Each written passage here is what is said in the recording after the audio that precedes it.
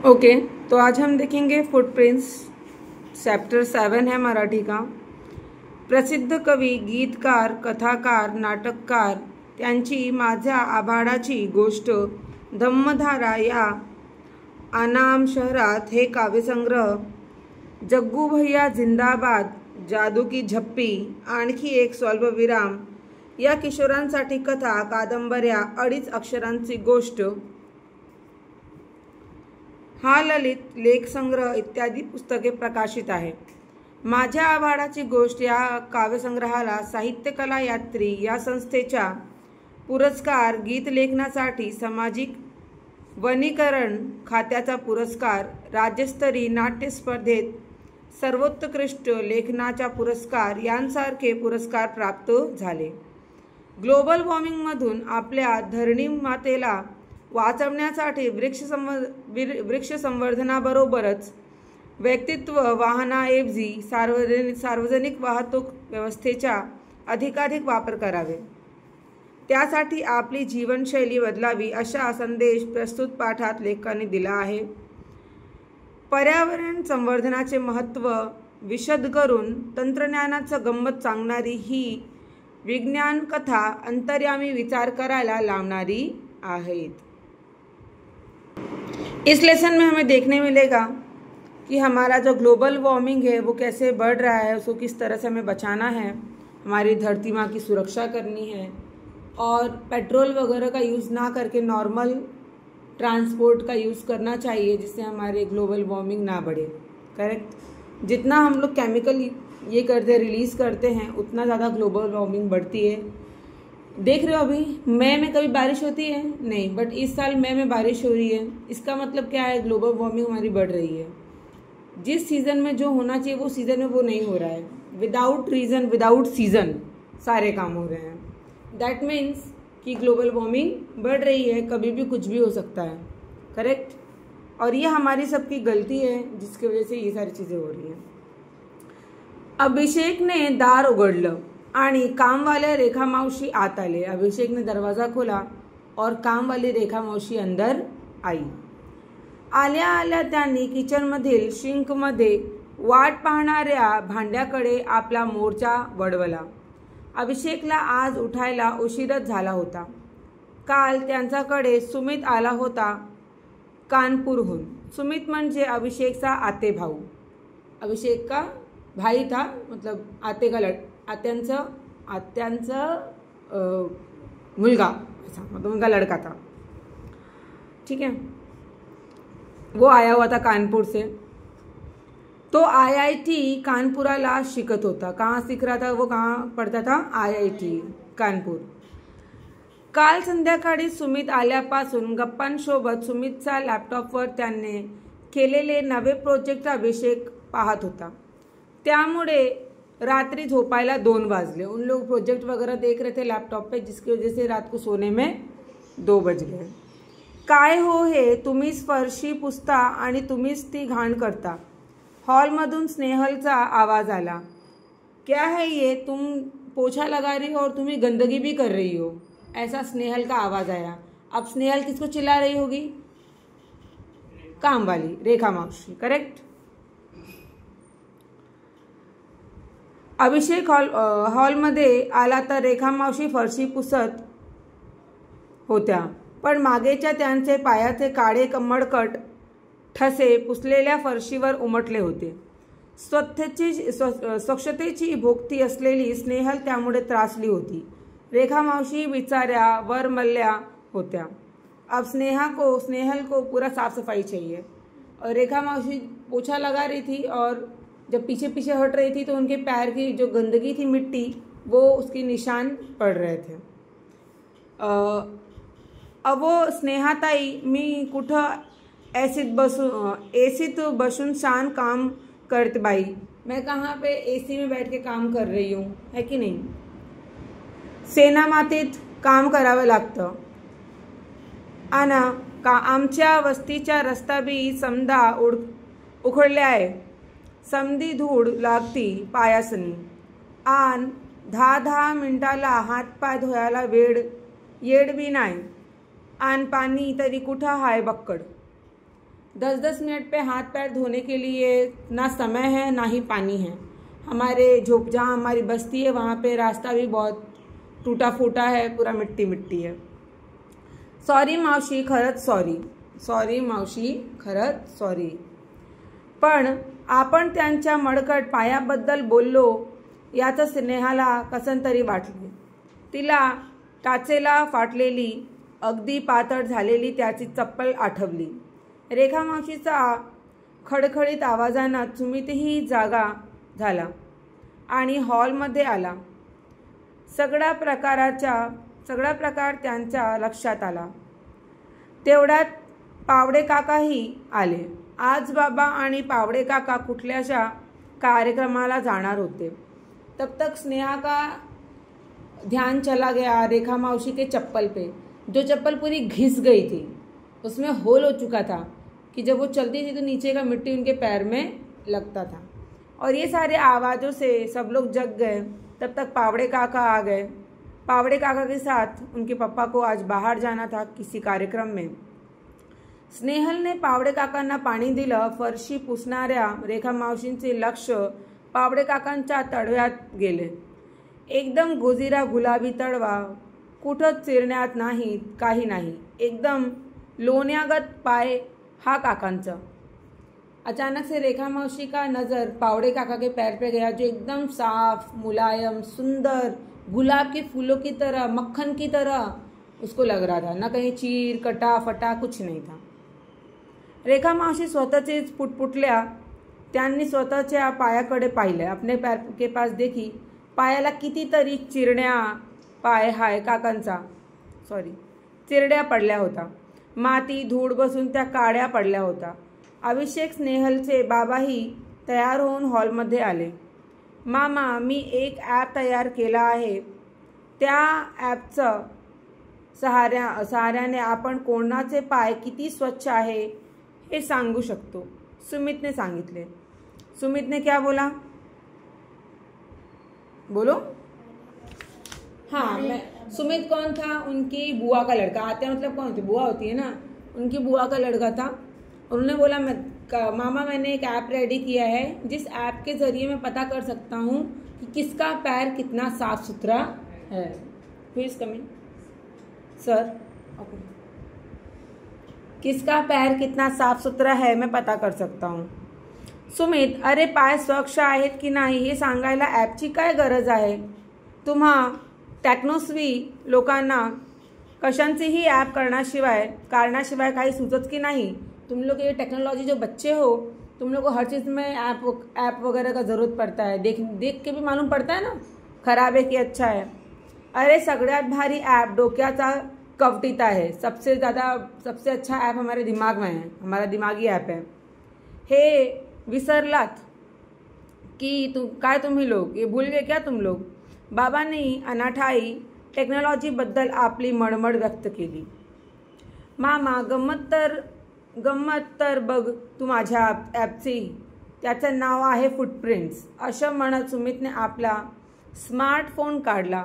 सुरुवात करूया रेखा मावशीपासून, ज्यांचा पायाबद्दल स्नेहल दीदीने नोंदवला होता आक्षेप। स्नेहल का चेहरा पडला। चलो अब रेखा मावशी से शुरू करते हैं, जिनके पैर देख के स्नेहल दीदी को बुरा लग रहा था। अब स्नेहल को बुरा लग गया, उसका चेहरा उदास हो गया कि भाई मुझे ऐसा बोल रहा है। तिला स्वतःचाच राग आला, उसको खुद पे गुस्सा आ रहा था। सुमितने आपल्या अँड्रॉइड मोबाईलमधलं ॲप उघडला आणि रेखा मावशींचा काही प्रश्न विचारायला शुरुआत केली। उसने अपना ऐप निकाला और रेखा मावशी से कुछ प्रश्न पूछना शुरू किया।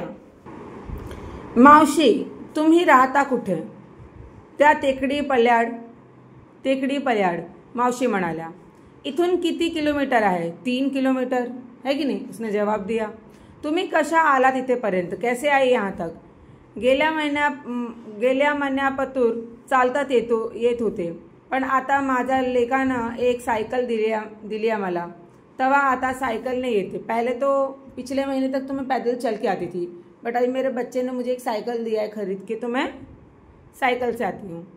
अशी अजून बरीच माहिती त्यांनी भरली और बहुत सारी इन्फॉर्मेशन उन्होंने दी। आठवड्यात सरासरी किती किलोमीटर फिरती होती? दिनभर आप कितना किलोमीटर चलती हो? ही फिरस्ती तुम्ही कशी करतात? आतापर्यंत किती झाड तुम्ही लावली आहेत? अब तक तुमने कितना झाड लगाया है? रेखा मावशी फिरायचा पायीच, कधीतरी सायकलन, कभी पैर से चलती थी, कभी सायकल से जाती थी. त्यांचा इवल्याशा झोपडी पुढेही त्यांनी 2 झाड लावली होती.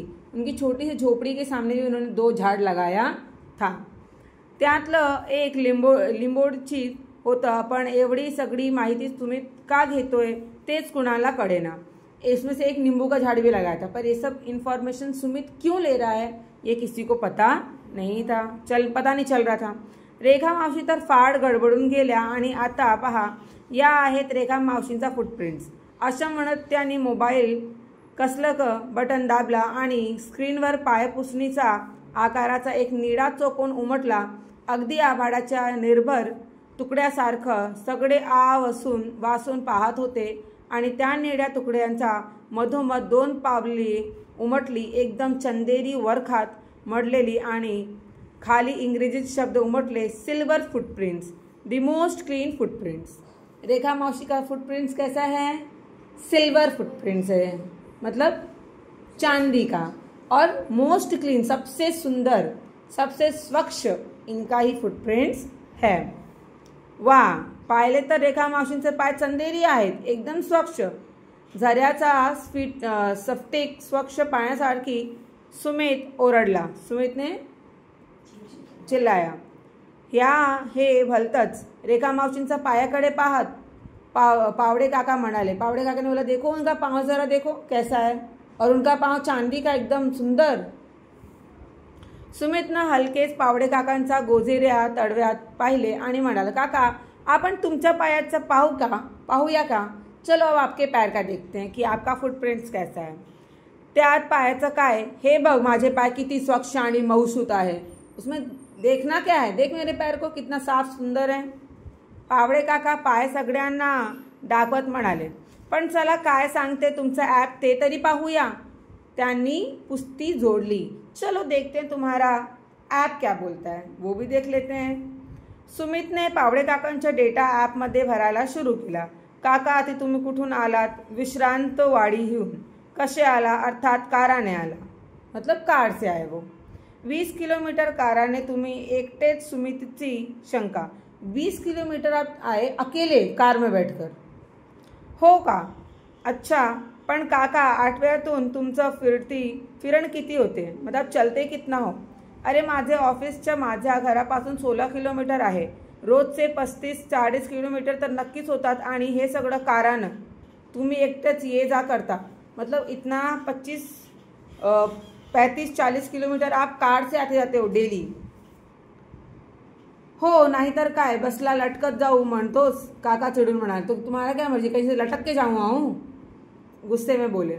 काका तुम्ही काही झाड लावली आहे का? कभी तुमने झाड लगाया है क्या? पावड़े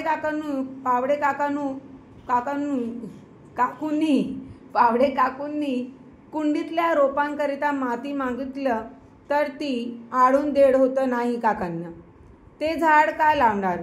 पावड़े काकूनी, मतलब पावड़े उनकी जो वाइफ थी, उन्होंने मिट्टी मांगा था झाड़ लगाने के लिए, वो तक लाके नहीं दिए उन्होंने, तो वो क्या खाक लगाएंगे? करेक्ट. स्नेहलने एकदम स्ट्रेट ड्राइव लावला. सुमितने पावड़े काकांच्या आणखी काही माहिती घेतली आणि ॲपवर भरली. पुन्हा निळा तुकडा चमकला आणि काही क्षणात त्या निळ्या तुकड्यावर पावड़े काकांच्या पावलं उमटली. 2 काळी कुट्ट पावलीचे चिन्हे आणि खाली शब्द आले, sorry you have dirtiest footprints, आपका सबसे गंदा पाँव है, ऐसा ऐप में लिखकर आया. परफेक्ट ब्लैक फुटप्रिंट्स, पूरा काला पाँव है, ऐसा ऐप में लिखकर आया. पावड़े काकांचा चेहरा एकदम पडला. काय नाटक आहे हे काय नाटक है? असल्या व्हर्च्युअल गोष्टी नका सांगू मला, पावड़े काका रागाने म्हणाले. सुमितने त्यांचे नाराज चेहऱ्याकडे अधिक खरीखुरी आहेत. काका, हे ॲप आपल्या दैनंदिन व्यवहारात आपण किती कार्बन वातावरण सोडतो हे मोजते.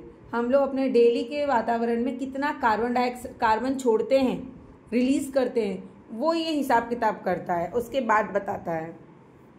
धोक्यात आपल्या जीवनशैलीतून उमटणाऱ्या आपल्या कार्बन प्रिंट्स रेखाटत त्या आपल्याला उघडल्या डोळ्याने दिसत नाहीत। आता तुम्ही 20 किलोमीटर नंतर तुमच्या कारने येता तेव्हा तुम्ही किमान 1 लिटर पेट्रोल जाळता, म्हणजेच त्याचा दुपटीतून अधिक कार्बन डाइऑक्साइड वातावरण छोड़ता।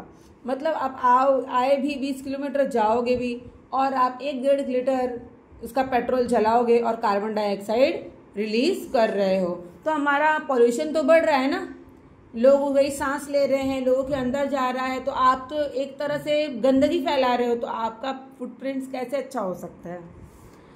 काहीतरीच मला नाही पटत, कुछ तो ये सब मुझे पसंद नहीं आता है, कुछ तो गडबड है, काका म्हणाले। काका, हे एक शास्त्रीय सत्य आहे, तुमचा कार्बन सोडण्याच्या प्रमाणावरून तुमच्या पावलांचा काळा रंग ठरतो। रेखा मावशींचा रोजच्या जगण्यात कार्बन उत्सर्जनाला वावच नहीं, मतलब रेखा मौसी तो कार्बन का कुछ यूज ही नहीं करती हैं, साइकिल से है या तो पैदल आती जाती हैं, झाड़ भी लगाया है, पैदल भी चलती हैं, म्हणून तर त्यांची पावलं आपल्यापेक्षा अधिक सुंदर चंदेरी आहेत। सुमित बोलत होता, बापरे, आपण फरशी घाण होण्याची गोष्ट करतो, पण आपण तर अवघ वातावरण घाण प्रदूषित करत असतो, किती प्रचंड कार्बन चिटकलेला असतो आपल्या पायाने। ग्लोबल वॉर्मिंगला हातभार लावतो आपण, तापांना फणफणली आपली धरती, आपल्या पायाला चिटकलेला हा कार्बन आपल्याला धुवायला हवा। हमको ये कार्बन हटाना चाहिए, कम करना चाहिए जितना हम लोग कर रहे हैं। मी ठरवलंय, मी कॉलेजला जाताना सायकल वापरणार, मला माझे पाय रेखा मावशी सारखे चंदेरी हवेत, स्नेहल गहीवरून म्हणाली। स्नेहल अब अपना बेचारी पहले चिल्ला चुकी थी रेखा मावशी को, तो उसको रेखा मावशी को खुश करना था, तो उसने बोल दिया अब मैं भी कॉलेज साइकिल से जाऊंगी, मुझे भी अपना पैर रेखा मावशी की तरह स्वच्छ चाहिए, एकदम ग्रेट मोस्ट क्लीन पाँव जो बोलते हैं वैसा चाहिए मुझे।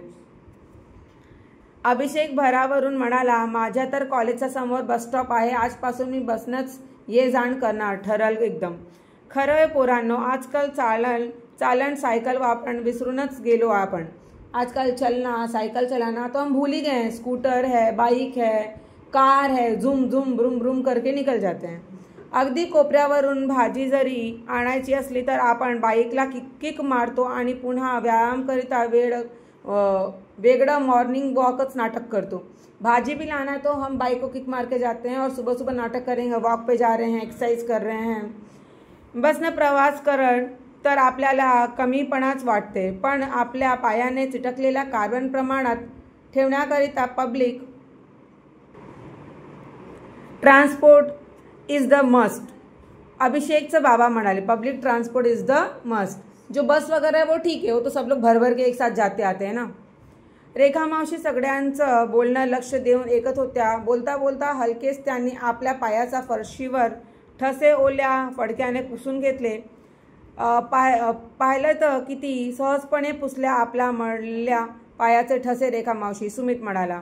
पण आपल्या पायाचं वातावरण उमटलेले ठसे मात्र आपल्याला इतक्या सहजतेने नाही बर पुसणार येणार।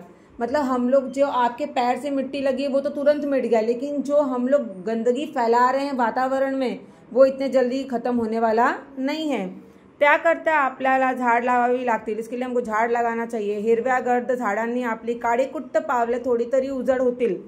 सुमित भरभरून बोलत होता, हो ना, नाहीतर आपण तसेच धावत राहू मडलेल्या पायाची माणस बनून।